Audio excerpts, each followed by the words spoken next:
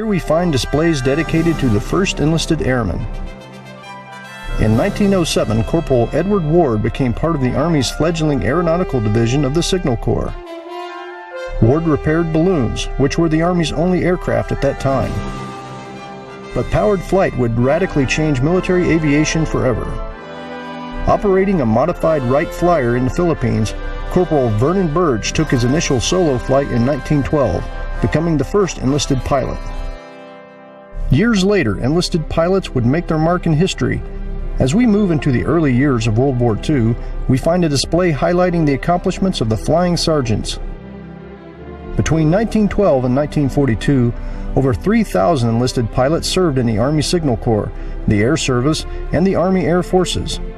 During World War II, enlisted aviators were essential.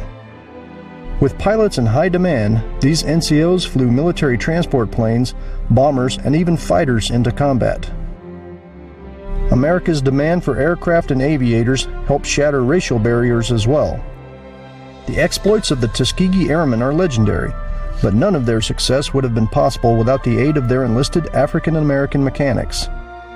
These crucial team members were often recruited from the engineering departments of black colleges. They helped train the Tuskegee pilots by rebuilding broken aircraft that had been deemed unflyable.